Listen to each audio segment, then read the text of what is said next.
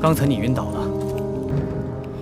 Cerita dikanjut, tetapi sebelum kanjut, Mimin mau ngucapin makasih buat nama-nama berikut ini. Wah, mau hari besar banyak banget nih dermawan yang lempar kopi. Bau-baunya bakal 2 video lagi nih, kuy lah. Cerita dikanjut di mana Lindong berhasil mengalahkan Suyan dengan satu serangan. Arena yang semula dipenuhi sorakan perlahan berubah sunyi karena semua orang terpaku pada gelanggang yang telah hancur. Tidak seorang pun menyangka bahwa Suyan yang telah mengaktifkan tubuh hitam iblis abadi justru tumbang hanya oleh satu serangan Lindong. Tatapan tidak percaya dan kekaguman bercampur menjadi satu sementara debu masih berterbangan di udara. Di tempat duduk klan Gu Mengki dan para murid lainnya menatap dengan mata berbinar. Kegembiraan yang sejak tadi tertahan akhirnya tampak jelas di wajah mereka. Gu Yuntian yang selama ini dikenal sebagai yang terkuat di generasi muda klan Gu bergumam bahwa kekuatan Lindong benar-benar tirani. Serangan cakar yang dilepaskan Lindong sebelumnya jelas berada di atas Suyan. Gu Yuntian bahkan mengakui dalam hati bahwa mungkin Lindong memang mampu berdiri sejajar dengan Shen Tuje. Mendengar hal itu, Gu Mengki memahami bahwa semua keraguan terhadap Lindong kini telah sirna. Di sisi lain, Chen Luo menatap arena yang runtuh dengan mata menyipit. Chen Luo mengakui dalam hati bahwa tidak heran Lindong mampu menghabisi Suyun. Hal itu dikarenakan kekuatan seperti itu memang bukan sesuatu yang bisa diremehkan. Sementara itu, Wei Zhen mengerutkan kening karena nama Lindong sama sekali tidak dikenal di wilayah Laut Angin Surga. Padahal dengan kekuatan sebesar itu seharusnya Lindong memiliki sebuah reputasi. Namun meskipun Lindong kuat, Chen Luo berpendapat bahwa klan Gu tetap sulit menang hanya dengan mengandalkan satu orang. Sementara di udara, Lindong menatap Suyan yang terbaring lemah di tengah reruntuhan. Lengan kanan Lindong masih terasa mati rasa, sementara tato cahaya naga hijau di bawah kutilnya perlahan memudar. Lindong memahami bahwa serangan segel naga hijau yang baru saja digunakan berasal dari teknik naga hijau. Kekuatan itu tidak menguras tenaga biasa, melainkan menghabiskan tato cahaya naga hijau yang diciptakan Lindong sendiri. Saat ini Lindong hanya mampu membentuk 4 tato, masing-masing berada di keempat anggota tubuhnya, sehingga setiap penggunaan teknik itu akan mengurangi 1 tato. Jika ingin mencapai tingkat seperti Kingzi di wilayah kota iblis unik, Lindong sadar bahwa Lindong harus membentuk ribuan tato agar mampu menghancurkan ahli tanghap mendalam kematian dengan 1 pukulan. Tak lama kemudian, tetua klan Sentu mengumumkan bahwa pertarungan ketiga dimenangkan oleh klan Gu melalui kemenangan Lindong. Sorakan pun pecah dari kubu klan Gu, sedangkan klan Su terdiam. Suyan yang sudah ditopang rekan-rekannya tersenyum pahit dan mengakui kekalahan dengan lapang dada. Suyan bahkan menyebut bahwa klan Gu kini berpeluang besar memperebutkan posisi juara. Tampaknya pertempuran terakhir mempertahankan menara pasti akan menjadi sangat menarik. Lindong seketika memahami maksud Suyan yang merujuk pada Shen Tuje. Dengan begitu, rasa pemasaran mulai tumbuh di dalam hati Lindong terhadap sosok yang ditakuti para jenius muda 5 klan besar. Selanjutnya, pada akhirnya ketika Lindong kembali ke tempat duduk klan Gu, para murid memberi jalan dengan penuh hormat. Gu Mengki menyampaikan rasa terima kasihnya, lalu menjelaskan bahwa pertandingan berikutnya adalah klan Wei melawan klan Song. Namun Gu Mengki juga mengakui bahwa kekuatan klan Wei sangat tirani, sehingga kemungkinan besar klan Wei akan menang dan menjadi lawan klan Gu di babak selanjutnya. Benar saja, pertarungan antara klan Wei dan klan Song berlangsung sengit, tetapi hasilnya tidak mengejutkan. Wei Zhen dan Chen Luo menunjukkan kekuatan yang jauh melampaui lawan mereka. Hanya Song Tai yang mampu bertahan beberapa ronde sebelum akhirnya kalah, sementara 2 pertandingan lainnya berakhir dengan kekalahan mutlak. Skor 3-0 benar-benar memastikan klan Wei melaju dengan mudah. Saat hasil diumumkan, Wei Zhen dan Chen Luo memandang langsung ke arah Lindong dengan tatapan penuh provokasi dan permusuhan. Lindong membalas tatapan itu dengan tenang, meskipun dalam hati Lindong mengakui bahwa keduanya lebih kuat jika dibandingkan dengan Suyan. Bahkan mereka memiliki peluang menembus tingkat mendalam kehidupan dalam waktu dekat. Di samping Lindong, Gu Mengki dan Guyan tampak cemas karena mereka tahu bahwa pertarungan berikutnya tidak akan mudah. Tatapan para penonton terus bergantian mengarah ke kubu klan Wei dan klan Gu.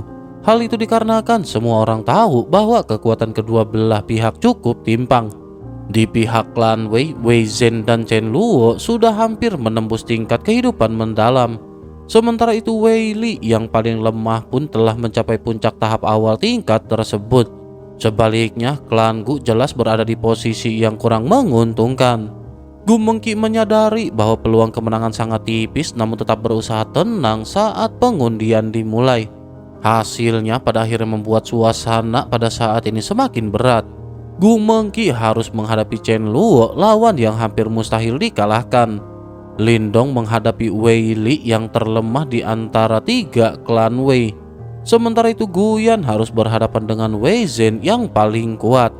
Susunan itu membuat tekanan berpindah sepenuhnya pada pertandingan pertama. Jika Gu Mengki kalah, maka klan Gu hampir pasti tersingkir sebelum Lindong sempat bertanding. Gu Shou hanya bisa menghela napas dan meminta Gu Mengki berusaha sebaik mungkin. Gu Mengki melangkah ke alun-alun dengan tekad kuat meskipun hatinya dipenuhi dengan kecemasan. Tidak lama kemudian, Wei Zhen juga turun ke arena. Dengan senyum meremehkan, Wei Zhen menyatakan bahwa penolong luar seperti Lindong tidak akan mampu menyelamatkan klan Gu dari kekalahan. Mendengar hal itu, Gu Mengki menahan amarah dan menegaskan bahwa hasil belum tentu seperti yang dibayangkan Wei Zhen. Pertarungan pun dimulai dan Gu Mengki menghunus pedang panjang membentuk bulan sabit, sementara Wei Zhen mengayunkan bilah raksasanya dengan kekuatan dahsyat. Sejak awal serangan Wei Zhen begitu cepat dan ganas hingga memenuhi seluruh arena. Cahaya bilahnya membelah tanah dan batu seperti tahu sehingga Gu Mengki hanya mampu mundur selangkah demi selangkah sambil bertahan. Di luar arena, Lindong mengamati dengan tenang, namun ia sudah bisa melihat arah pertarungan. Menurut perkiraannya, sebelum 10 jurus berlalu, hasilnya akan ditentukan. Benar saja, setelah melancarkan jurus dahsyat yang membentuk bayangan gunung dari cahaya bilah, Wei Zhen menghantam pertahanan Gu Mengki dengan kekuatan penuh. Ledakan besar mengguncang arena dan tubuh Mengki terpentar keluar dan darah menyembur dari mulutnya. Wasit dari klan Sentu segera mengumumkan kemenangan klan Wei pada pertandingan pertama. Sorak-sorai meledak dari kubu klan Wei, sementara suasana di sisi klan Gu menjadi sunyi dan berat. Gu Mengki kembali dengan wajah pucat dan meminta maaf karena merasa telah mengecewakan semua orang. Gu Shou dengan nada pasrah menyatakan bahwa kuota yang dijanjikan kepada Lindong kemungkinan besar tidak dapat diberikan karena klan Gu telah kalah. Namun Lindong tetap tenang. Lindong mengingatkan bahwa sejak awal ia hanya menginginkan kuota untuk menara kekacauan dan pertarungan belum sepenuhnya berakhir. Mendengar hal itu, Gu Shou segera berkata bahwa kekalahan sudah pasti. Lindong hanya tersenyum tipis dan bertanya apakah mereka melupakan satu kemungkinan, yaitu metode Asura. Mendengar kata itu, Gu Mengki dan yang lain tertegun, sementara wajah Gu Shou berubah seolah harapan yang hampir padam tiba-tiba kembali menyala. Gu Shou menjadi orang yang pertama tersadar, namun wajah tuanya tetap menyimpan keterjekutan. Lindong dengan tenang mengangguk karena sebelumnya Gu Mengki telah menjelaskan aturan pertempuran bela diri kepada Lindong. Biasanya kemenangan ditentukan oleh 3 petarung terbaik, akan tetapi ada satu aturan khusus yang disebut metode Asura. Metode itu memungkinkan satu orang menantang 3 lawan sekaligus, dan jika berhasil menang, keadaan yang semula kalah dapat dibalikan seketika. Namun semua orang tahu bahwa hal itu hampir mustahil. Para peserta adalah jenius terbaik di wilayah Laut Angin Surga dan perbedaan kekuatan di antara mereka sangatlah tipis. Jika Lindong benar-benar menjalankan metode Asura, maka Lindong harus menghadapi Wei Zhen, Chen Luo, dan Wei Li seorang diri. Wei Zhen dan Chen Luo bahkan hampir menembus tingkat kehidupan mendalam tahap lanjut, sementara Wei Li berada di puncak tahap awal. Jika ketiganya bergabung, kekuatan mereka setara dengan ahli kehidupan mendalam yang sesungguhnya. Karena itulah Gu Shou dan anggota klan Gu pada saat ini terdiam. Dalam sejarah pertemuan bela diri, hampir tidak ada yang berhasil menjalankan metode Asura. Hanya Sentu J dari klan Sentu yang pernah sukses dan memperoleh gelar Asura Besi. Sentuje adalah jenius paling menonjol dalam 100 tahun terakhir dan namanya membayangi generasi muda lainnya seperti gunung besar yang tak tergoyahkan. Kini Lindong benar-benar hendak melakukan hal yang sama dengan Sentuje. Gusou ragu karena langkah itu terlalu beresiko dan bisa berujung pada kematian. Namun Lindong tetap tenang dan menjelaskan bahwa sejak awal Lindong menginginkan kuota untuk menara kekacauan di Laut Iblis Kekacauan. Karena klan Gu sudah berada di ujung kekalahan, maka tidak ada salahnya mencoba. Lindong juga menegaskan bahwa ancaman seperti ini belum ada apa-apanya dibandingkan bahaya yang pernah Lindong hadapi di kota iblis unik. Bahkan ketika saat itu 3 master sekte besar gerbang Yuan yang berada di tingkat samsara gagal menghabisi Lindong. Keyakinan dan ketegasan Lindong ini pada akhirnya membuat suasana berubah. Gu Mengki memandang Lindong dengan mata berbinar karena dalam diri pemuda itu ada keberanian yang tak tergoyahkan. Iyalah gue gitu loh. Akhirnya setelah mempertimbangkan segalanya, Gusou menyetujui keputusan tersebut meskipun tetap memperingatkan agar Lindong mundur jika keadaan menjadi terlalu berbahaya. Lindong hanya mengangguk sebelum akhirnya melompat turun ke alun-alun dengan langkah mantap. Di sisi lain, Wei Zhen dan Chen Luo menatap dengan sinis seolah-olah Lindong hanyalah hewan yang terpojok. Sementara itu Wei Li bahkan berniat mengakui kekalahan pada putaran itu karena yakin kemenangan tetap akan jatuh ke pihak mereka. Namun Lindong dengan suara tenang meminta agar 2 lainnya turun sekaligus. Permintaan itu membuat seluruh gunung terdiam sesaat sebelum akhirnya meledak oleh kegaduhan. Semua orang menyadari bahwa Lindong benar-benar menantang dengan metode Asura. Wei Zhen dan Chen Luo yang semula tersenyum mulai menunjukkan wajah muram. Mereka merasa dihina sekaligus ditantang oleh Lindong. Dengan nada dingin, Wei Zhen menanyakan kembali maksud Lindong dan Lindong menegaskan bahwa Lindong ingin ketiganya turun bersamaan. Sorakan dan bisikan seketika benar-benar memenuhi udara.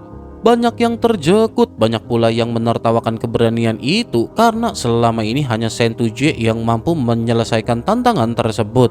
Kini seorang pemuda dari klan Gu benar-benar berani mengulanginya.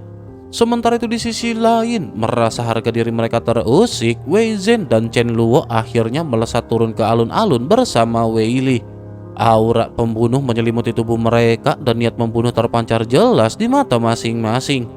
Di tengah alun-alun luas itu, Lindong berdiri sendirian menghadapi 3 jenius sekaligus sementara seluruh gunung bergemuruh oleh antisi sapi. Sementara itu di puncak gunung raksasa yang hijau dan rimbun, berdiri sebuah menara batu kapur setinggi hampir 100 kaki dengan 9 tingkat yang menjulang sunyi. Pola-pola alami terukir samar di permukaannya memancarkan aura kuno dan kokoh seolah-olah telah menyatu dengan langit dan bumi. Di depan menara itu, Sentuje duduk bersila, kelapanya yang licin berkilau di bawah sinar matahari. Sementara itu, wajahnya tampak terlihat lembut dan juga tampan. Meskipun tidak ada riak yang terlihat di sekeliling tubuh Sentuje, di dalam dirinya tersembunyi kekuatan Yuan yang besar dan menekan. Di balik wajah tenangnya tersimpan reputasi yang mengguncang wilayah laut angin surga. Sentuje dikenal sebagai Asura besi klan Sentu dan berada di peringkat ketiga generasi muda. Namun keheningan itu akhirnya pecah ketika Sentuje membuka matanya. Sesaat kekuatan Yuan yang mengerikan meledak lalu segera ditekan kembali. Sentuje merasakan keributan pertemuan bela diri di panggung gunung dan tak lama kemudian seorang murid klan Sentu datang melapor bahwa terjadi perubahan tak terduga. Klan Wei untuk sementara berada di atas angin, tetapi klan Gu mengundang seorang penolong luar yang sangat kuat dan orang itu sedang menantang metode Asura. Jika berhasil, klan Gu benar-benar akan memperoleh hak untuk menantang Sentuje. Mendengar hal itu, Sentuje hanya tersenyum tipis. Bagi Sentuje, persaingan generasi muda dari 4 klan besar tidak terlalu berarti. Hanya 2 jenius dari 2 gua besar yang benar-benar membuatnya waspada. Sentuje kemudian menyampaikan bahwa dirinya akan tetap menjaga menara kekacauan karena ki kesunyian di sana sangat bermanfaat bagi kultivasi tubuh Asura miliknya. Jika dapat memasuki menara sekali lagi, Sentuje benar-benar merasa tidak perlu lagi takut pada siapapun. Namun di dalam hati Sentuje pada saat ini muncul ketertarikan. Jika orang yang menantang metode Ashura itu benar-benar mampu mencapai puncak ini, maka orang tersebut memang layak menjadi lawan. Sementara itu, kembali ke alun-alun pertemuan bela diri yang suasananya berubah mencekam. Lindong berdiri menghadapi Wei Zhen, Chen Luo, dan juga Wei Li. Tiga aura kuat menguncinya dari segala arah, sementara Wei Zhen mengejek dan meriat menghabisi Lindong bersama-sama. Mereka benar-benar merasa bahwa sosok Lindong ini terlalu percaya diri. Akan tetapi Lindong dengan tenang menyatakan bahwa satu langkah saja sudah cukup untuk menyelesaikan semuanya. Anjay. Ucapan itu seketika membuat Wei Zhen dan Chen Luo mencibir karena mereka tidak percaya Lindong memiliki kemampuan sebesar itu. Namun Lindong segera membentuk segel tangan dan menapakkan telapak tangannya ke tanah. Lindong lanjut mengaktifkan kitab suci kesunyian agung. Dalam sekejap bumi bergetar hebat, energi nadi di bawah tanah meledak dan kekuatan hidup dari seluruh gunung mulai tersedot. Tanah yang semula subur berubah menjadi kuning dan layu, seolah-olah seluruh kehidupan diserap secara paksa.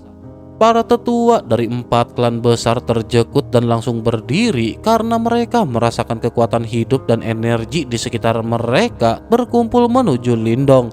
Gusou menyadari bahwa seni bela diri ini sangat tirani dan bahkan melampaui teknik andalan klannya, sehingga asal-usul Lindong jelas tidaklah sederhana. Di tengah guncangan itu, pilar cahaya energi raksasa menjulang ke langit menyelimuti Lindong. Retakan besar menjalar di tanah di bawah kaki Lindong. Fluktuasi mengerikan memancar dari dalam pilar cahaya tersebut, seolah dewa kuno sedang bergumam perlahan. Lindong kemudian melepaskan jurus pamungkasnya, kemarahan kaisar bela diri membelah langit dengan kekuatan yang terkumpul dari seluruh bentangan bumi. Pada saat yang sama di puncak gunung, Sentuje kembali membuka mata karena merasakan perubahan yang aneh. Pepohonan di sekitarnya mulai layu dan energi bumi mengalir deras menuju arena pertempuran bela diri. Setelah meraba tanah dan merasakan aliran energi itu, Sentuje menyadari bahwa seni bela diri yang begitu kejam ini jelas bukan milik klan Wei, melainkan milik penantang metode Ashura. Namun bukannya marah, Sentuje pada saat ini justru tersenyum tipis. Percikan semangat bertarung menyala di matanya karena akhirnya muncul seorang yang benar-benar menarik perhatiannya. Bagi Sentuje, jika orang itu mampu mencapai puncak gunung ini, maka orang tersebut memang pantas menjadi lawan sejati. Ledakan keras pada saat ini mengguncang puncak gunung dan pilar cahaya energi raksasa melesat menembus awan. Gelombang energi menyebar liar, bahkan membuat ruang di sekitarnya melengkung dan bergetar. Banyak ahli yang menyaksikan kejadian itu tertegun karena tidak ada yang menyangka seorang ahli tahap awal kehidupan mendalam seperti Lindong mampu melepaskan kekuatan sebesar itu. Sementara itu di tengah pilar cahaya, Lindong berdiri dengan wajah tenang, tetapi aura yang memancar darinya begitu menekan. Banyak orang akhirnya menyadari bahwa Lindong benar-benar berniat mengakhiri pertarungan dalam satu serangan. Sebab jika pertarungan berlangsung lama, maka melawan 3 lawan kuat sekaligus jelas akan merugikan diri sendiri. Oleh karena itu, lebih baik mengerahkan seluruh kekuatan secara langsung dalam satu serangan penentuan. Namun di sisi lain, Wei Zhen, Chen Luo, dan Wei Li bukanlah lawan yang mudah. Di alun-alun, ekspresi Wei Zhen berubah muram ketika melihat kekuatan yang dikumpulkan Lindong. Wei Zhen menyadari bahwa jika mereka bertiga kalah meski bekerja sama, maka reputasi mereka akan hancur. Karena itu, Wei Zhen segera mengajak Chen Luo untuk menyerang dengan seluruh kekuatan mereka. Chen Luo menyetujui usul itu meskipun di dalam hatinya mulai muncul rasa takut. Yuan Power pada akhirnya segera meledak dari tubuh mereka. Di tangan Wei Zhen, pedang raksasa bergetar dan membentuk bayangan gunung besar di atas kelapanya. Sementara itu, Chen Luo menggenggam tombak hitam panjang yang diselimuti kelabu kehitaman dan suara jeritan seperti ribuan roh bergema samar di udara. Di sisi lain, Wei Li di belakang mereka juga mengerahkan seluruh kekuatan Yuan miliknya tanpa ada sisa. Sementara itu, segel tangan Lindong pada saat ini berubah dan ruang di belakangnya tiba-tiba retak. Dari kehampaan muncul sosok samar yang seolah berasal dari zaman kuno, membawa niat bertarung yang mengerikan. Niat bertarung itu menyebar ke seluruh penjuru, membuat darah para penonton bergejolak tanpa disadari. Sosok kuno itu lanjut meraung ke langit, lalu niat bertarung yang tak terbatas mengembun menjadi segel bercahaya raksasa. Segel itu menembus kehampaan dan jatuh dengan dahsyat ke arah Wei Zhen dan dua rekannya. Bahkan sebelum menyentuh tanah, tekanan dari segel tersebut sudah membuat tanah dalam radius ribuan kaki runtuh membentuk lubang besar. Wei Zhen mengayunkan pedang raksasanya dengan seluruh tenaga dan gunung bayangan di atas kelapanya berubah menjadi bilah raksasa yang membelah langit. Chen Luo pun menggerakkan tombaknya dan kabut hitam berubah menjadi meteor gelap yang melesat menembus udara. Wei Li juga melancarkan serangan terkuat yang ia miliki.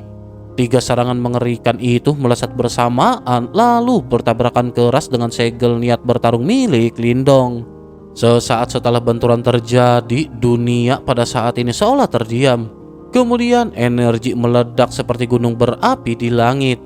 Gelombang kejut menyapu segala arah, memaksa banyak ahli mundur sambil memuntahkan darah.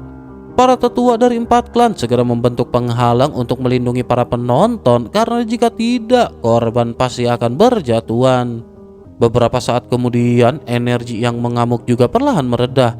Puncak gunung berubah menjadi kacau dan hancur, dan tatapan semua orang tertuju ke langit untuk melihat hasilnya. 4 sosok pada saat ini masih berdiri saling berhadapan.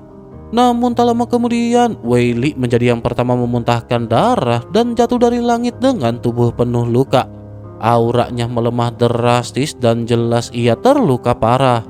Wei Zhen berdiri dengan rambut acak-acakan kayak orang gila. Wei Zhen berdiri dengan rambut acak-acakan dan wajah berlumuran darah. Tangannya gemetar saat memegang pedang raksasa yang kini mulai retak. Rasa tidak percaya memenuhi wajahnya karena meskipun mereka bertiga telah mengerahkan seluruh kekuatan, mereka tetap ditekan oleh Lindong. Chen Luo juga masih berdiri tetapi tubuhnya bergetar hebat. Tombak hitam di tangannya meredup menandakan luka dalam yang dideritanya tidaklah ringan. Sementara itu di lengan Lindong muncul 2 lubang berdarah akibat benturan sebelumnya. Namun Lindong hanya melirik sekilas lukanya seolah itu bukan permasalahan besar. Tatapan mata Lindong tetap tenang ketika menatap ke arah Wei Zhen dan Chen Luo. Kemudian dengan suara datar, Lindong menyatakan bahwa mereka telah kalah. Begitu kata-kata itu terdengar, Wei Zhen dan Chen Luo kembali memuntahkan darah. Retakan pada senjata mereka semakin jelas dan akhirnya keduanya jatuh dari langit seperti burung dengan sayap yang patah. Keduanya lanjut menghantam tanah dengan keras hingga menciptakan retakan besar. Seluruh gunung diliputi kesunyian yang benar-benar mematikan. Banyak orang menatap pemandangan itu dengan mulut ternganga sampai nyengser ke tanah. Hal itu dikarenakan hasil ini benar-benar di luar dugaan mereka. Lindong pada saat ini tampak masih berdiri di udara. Dengan tangan yang sedikit gemetar, Lindong mengusap darah di lengannya lalu menoleh ke arah wasit dari klan Sentu dan dengan tenang meminta agar hasil pertarungan diumumkan. Suasana arena masih diliputi kesunyian ketika suara tenang Lindong terdengar tanpa tergesa-gesa, dan suara itu seolah menarik kembali kesadaran banyak orang yang masih terjebak dalam keterjekutan. Semua yang hadir telah menyaksikan sendiri bagaimana 3 ahli tahap awal kehidupan mendalam dan puncak termasuk Wei Zhen dan Chen Luo justru benar-benar tumbang hanya dalam 1 putaran serangan Lindong. Karena itu, meskipun kenyataan telah terpampang di depan mata, banyak orang pada saat ini tetap sulit menerimanya. Di udara, wasit dari klan Sentu menatap Lindong dengan tatapan tertegun, lalu perlahan mengumumkan bahwa kemenangan dalam metode Asura jatuh kepada Lindong dari klan Gu. Begitu suara itu menggema, kerumunan langsung gempar. Sementara di sisi klan Wei, wajah para tetua memucat karena kemenangan yang sudah di tangan tiba-tiba berbalik. Mereka menggertakkan gigi dan memerintahkan agar asal-usul Lindong segera disekeliki Diki, sebab mereka tidak terima seorang pemuda asing berani mempermalukan klan Wei. Sebaliknya di sisi klan Gu, sorak-sorai akhirnya meledak. Bahkan Guso yang biasanya tenang tidak mampu menyembunyikan rasa bangganya dan segera melakukan selebrasi.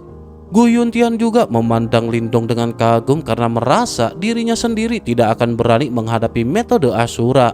Sementara itu Gu Mengki tersenyum lembut dengan mata berbinar dan menatap sosok kurus yang baru saja menciptakan keajaiban. Ketika Lindong turun dan kembali ke tempat klan Gu Mengki menanyakan keadaan Lindong dengan nada lembut. Lindong pun menjawab bahwa Lindong baik-baik saja. Namun kemudian Lindong langsung menanyakan kapankah mereka bisa menantang klan Sentu. Buset, dua orang kagak punya udel apa lu? Kagak capek? Buset. Mendengar hal itu, Guso pada akhirnya menjelaskan bahwa pertarungan terakhir akan digelar keesokan hari di gunung dan hasilnya akan menentukan siapa yang memperoleh kuota memasuki menara kekacauan. Mendengar hal itu, Lindong tampak tenang, tetapi Guso tiba-tiba mencoba menariknya untuk tinggal di klan Gu dengan iming-iming posisi dan kesempatan memasuki menara kekacauan tahun depan. Meski tawaran itu menggiurkan, Lindong menolak dengan sopan karena masih memiliki urusan penting yang harus diselesaikan setelah semuanya berakhir. Guso pun merasa kecewa namun tetap menghormati keputusan Lindong. Sementara itu di sisi lain, tak lama kemudian tetua klan Sentu yang bernama Sentu Tau muncul dan mengumumkan bahwa klan Gu berhak menantang klan Sentu. Format pertarungan memperbolehkan 3 orang untuk menantang asalkan mampu mengalahkan penjaga menara yaitu Sentu J. Namun setelah mendengar penjelasan itu, Lindong justru mengatakan bahwa dalam pertarungan seperti ini terlalu banyak orang hanya akan memperumit keadaan. Dengan begitu maka Lindong berniat bertarung sendirian. Gaskeun dong. Guso terjekut dan sempat ragu karena Sentu J dikenal sangat kuat dan ditakuti para jenius dari 4 klan besar. Namun melihat keteguhan Lindong, Guso akhirnya menyetujui keputusan tersebut sambil memperingatkan agar Lindong berhati-hati. Ketika kerumunan mulai bubar dan para ahli bersiap kembali ke kota di kaki gunung, Lindong tiba-tiba menghentikan langkahnya. Di puncak gunung berdiri sesosok pria dengan aura berat yang menekan udara di sekitarnya. Banyak orang langsung mengenali sosok itu sebagai Asura Besi Sentu J. Tatapan Sentu J menembus kerumunan dan berhenti tepat pada Lindong. Seketika kekuatan Yuan di langit berkumpul dan membentuk puncak gunung raksasa yang menghantam ke arah Lindong. Namun dengan satu gerakan jari, Lindong memanggil kuali raksasa bercahaya merah yang langsung menghancurkan serangan tersebut. Dentang keras bergema dan meski kuali itu terpental kembali ke tubuh Lindong, serangan Sentu J berhasil dipatahkan. Lindong menatap lurus ke arah puncak gunung dan berkata apakah Sentu J ingin memajukan pertandingan. Namun Sentu J hanya tertawa ringan dan mengatakan bahwa Lindong memang menarik, tetapi dengan kondisi sekarang Lindong belum cukup untuk melakukan hal nekat. Sentu J kemudian menyatakan bahwa dirinya akan menunggu Lindong di depan menara kekacauan keesokan hari. Setelah itu sosok Sentu J perlahan menghilang sementara Lindong tetap menatap ke arah puncak gunung dengan mata yang menyipit tajam. Hal itu dikarenakan Lindong tahu bahwa pertarungan sesungguhnya baru saja akan dimulai.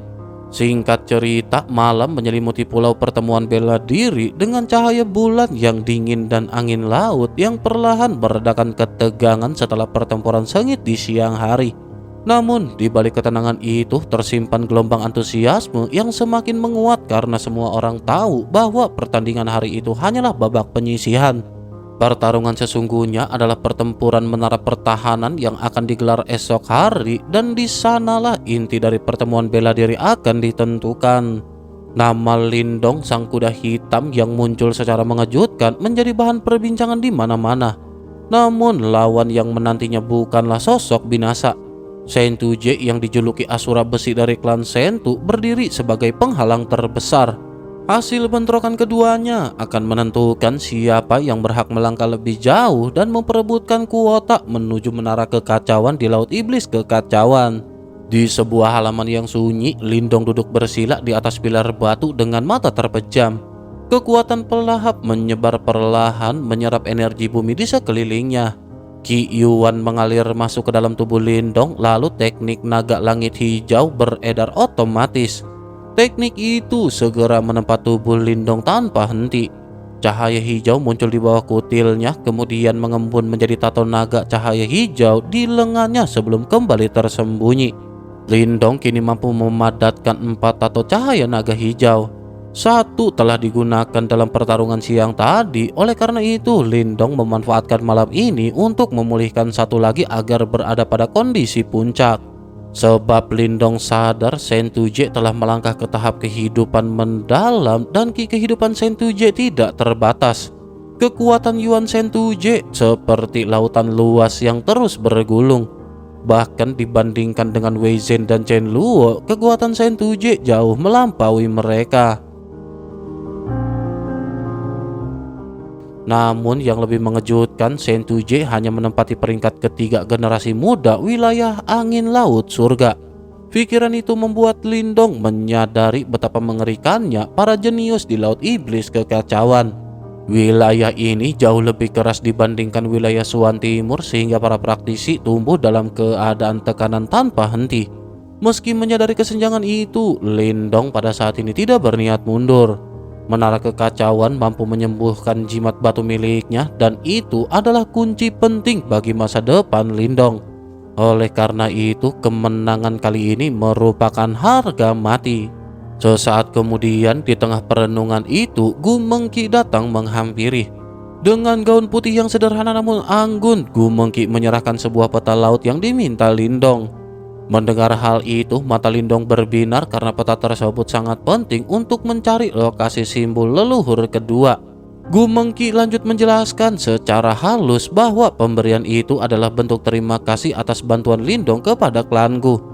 Lindong sempat bersanda bahwa seharusnya hadiah itu diberikan setelah kemenangan diraih. Namun Gu Mengki menjawab dengan lembut bahwa Gu Mengki percaya pada kemampuan Lindong. Percakapan mereka kemudian beralih pada tawaran agar Lindong menetap di klan Gu sebagai tamu kehormatan. Namun Lindong menolak dengan sopan karena Lindong tahu bahwa jalan kekuatan sejati tidak bisa ditempuh dengan berlindung dalam kenyamanan. Pengalaman pahit di kota iblis unik membuat Lindong enggan kembali terikat. Gu Mengki lalu menjelaskan bahwa sebagian besar wilayah laut iblis kekacauan belum dijelajahi. Dengan begitu, kemungkinan besar lokasi simbol leluhur kedua tidak tercatat di peta biasa. Namun Gu Mengki memberi informasi penting bahwa peta wilayah tak terjamah terkadang muncul dalam lelang besar yang diadakan oleh ras iblis laut. Informasi itu pun pada akhirnya menjadi secercah harapan bagi Lindong. Selanjutnya, setelah Gu Mengki pergi, Lindong segera mempelajari peta tersebut dengan energi mentalnya. Selama berjam-jam, Lindong membandingkannya dengan petunjuk yang dimiliki, tetapi hasilnya masih nihil. Lokasi simbol leluhur kedua ternyata berada di wilayah yang belum dipetakan. Meskipun kecewa, Lindong juga merasa sedikit lega karena itu berarti peluang orang lain menemukannya lebih kecil. Akhirnya, Lindong menyimpan peta itu dan menenangkan pikirannya.